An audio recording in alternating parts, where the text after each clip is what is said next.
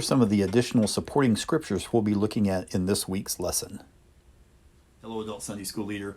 Before we get into this week's lesson, I want to issue you a special invitation. Our church, First Baptist Church, Whitehall, Arkansas, we are having our spring worship event this Saturday and Sunday, April 2nd and 3rd. Saturday, April 2nd, it's going to be at 6 o'clock in the evening. Sunday will be 10:30 in the morning, and these are Central Standard or Central Daylight times now. And we do this every year. We have a Christmas worship event and a spring worship event. And this worship event, that musical event, is going to center around hope and the hope that Christ offers. And so it will be on Facebook Live. So if you want to search for First Baptist Church, Whitehall, this is what our icon looks like on Facebook. You can watch it live at 6 o'clock Central Time on Saturday. Or if you can't catch it then, go back and watch it later. It'll be out there for forever, I guess. So anyway, just a special invitation, and maybe you'll get a blessing out of it. I'll be the old guy with gray hair up in the top playing the bass guitar. All right. Remember, we are continuing in the unit that's called Living Life Connected to Christ. This is the 5th lesson. It's called A Life of Persecution out of John chapter 15 and a few verses out of 16. And the point of this lesson is living like Jesus means being treated like he was. Well, this Sunday we pick up in John 15 at the next verse where we stopped last week. As Jesus was commanding, if you remember last week's lesson, Jesus commanded his disciples to love one another. And he repeated that theme, that phrase throughout his last little bit of talking that he was doing to his disciples. And one reason that he did that might be because what he's getting ready to tell them next, in these next set of verses, which is haters are going to hate, you're going to be rejected, hated, and some of you are even going to be killed. And why? Because of their connection to Jesus. And so they're going to need the support system of each other to get through that. Okay? They don't need hatred from without and from within, right? And so why is it they're going to be hated? Well, because overall, the world hated Jesus. It began at his birth, didn't it? King Herod sought out to kill him. This rejection and seeking ways to trap him and kill him went throughout his life. We see this in John chapter 1, verses 9 through 11, where it says, the true light that gives light to everyone was coming into the world. He was in the world, and though the world was made through him, the world did not recognize him.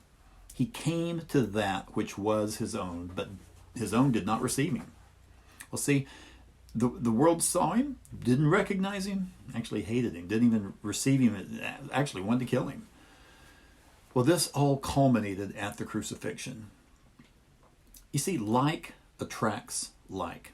Generally, now I'm talking generally here. I know it's not true in every specific case, but generally our friends tend to be those who are like us. They're our same socioeconomic level. Usually they're the same race, same values, all that. And it works that way with folks in the world too, right? Those who are enemies of the gospel are attracted to those other people with that worldly philosophy. And they are opposed to those with a Christian worldview. Well, because the disciples and ultimately current day Christians are in the world, but not of it. That's one reason why they hate Christians, is because they're in the world, but they're not of it. They're not the same as folks who are in the world. You know what I mean by in the world? That's just people who are not Christian, who are opposed to the gospel. Well, you ever wonder where we get that phrase, in the world but not of it? Is that something that's in the Bible, or is that something that some preacher made up and it preaches good? Well, here's where it comes from. John chapter 17, the first part of verse 11 says this, I will remain in the world no longer, but they, being the disciples, are still in the world. Well, there's the in part. They're in the world. And a few verses later, down in John 17, verse 14, he says, I have given them your word, and the world has hated them, for they are not of the world any more than I am of the world. So there's the of. We are in the world. We live among godless people. We aren't isolated from them, but as Rick Warren states in The Purpose-Driven Life, we can be insulated from the effects of the world.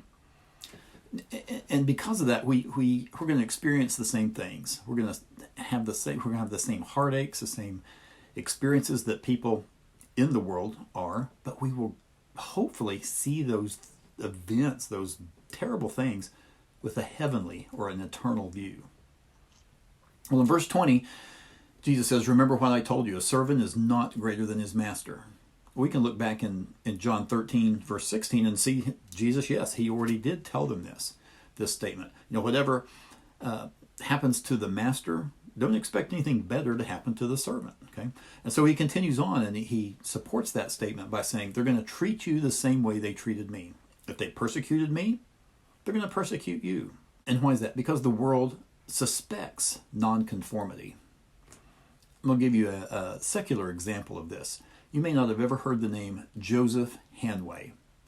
He was a British man known for carrying an umbrella. What do you mean by that? Everybody carries an umbrella in Britain. Well, they didn't a few hundred years ago. And at that time, umbrellas had been around for a long time, but it was strictly, in Britain, a feminine accessory. And men when it rained, they either got wet or they hailed a cab. And so when he started carrying an umbrella to be dry in the rain, they didn't like it. Cab drivers especially. They feared a lack of business. They made fun of him. They threw rotten fruit at him. Others laughed and called him effeminate.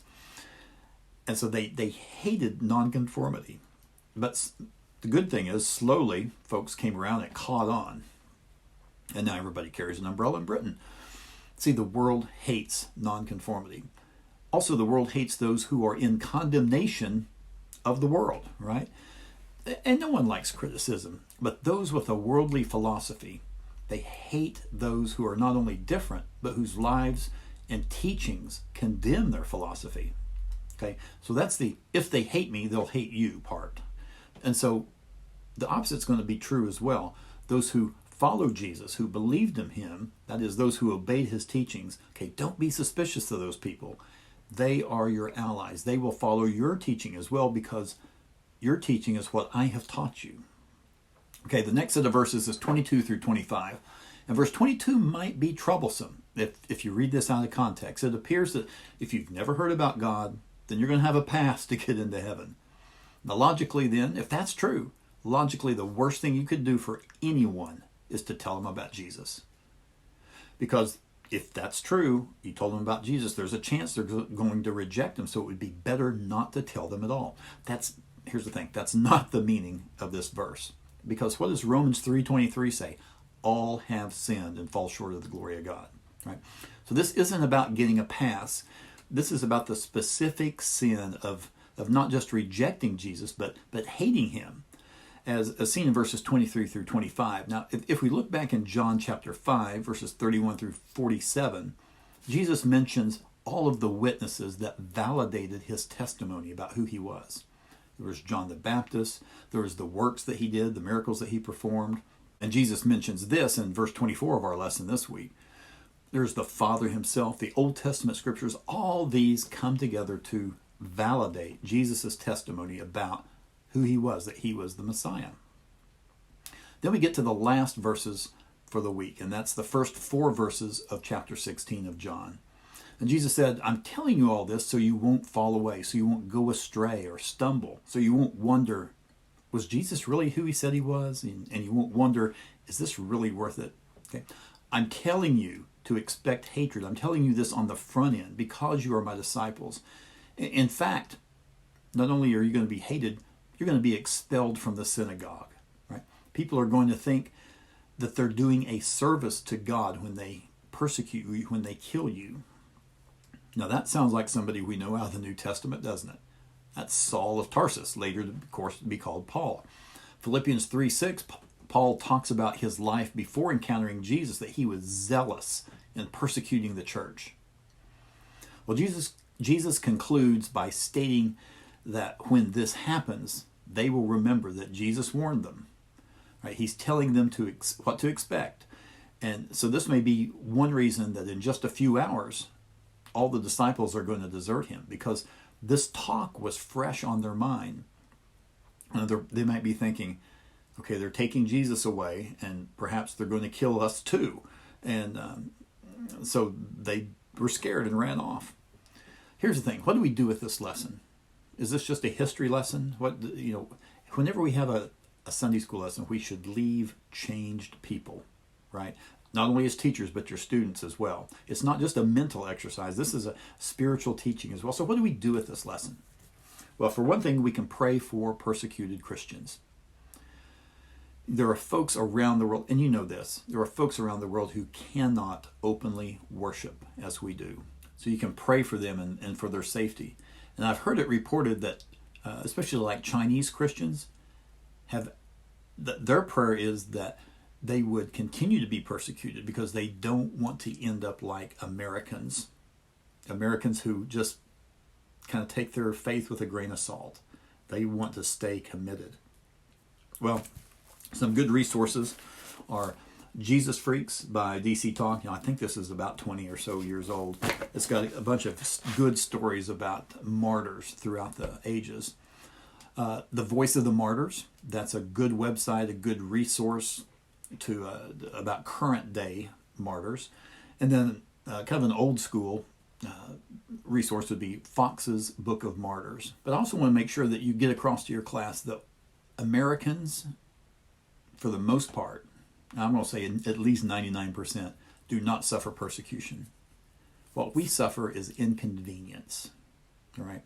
If someone, a neighbor doesn't talk to us, or a neighbor or somebody makes fun of us at work because we have a Bible, or they see us pray at lunch or whatever, that's not persecution. You think about what the disciples went through. That's persecution. You think about what these people in these books that I mentioned have gone through and lost their lives and have been tortured. That's persecution. Americans do not suffer persecution. It's inconvenience. Anyway, that's my take on the lesson this week. Don't forget to pray with your class this week. Thank you guys very much for watching, and don't forget to watch our spring worship event. I appreciate you guys.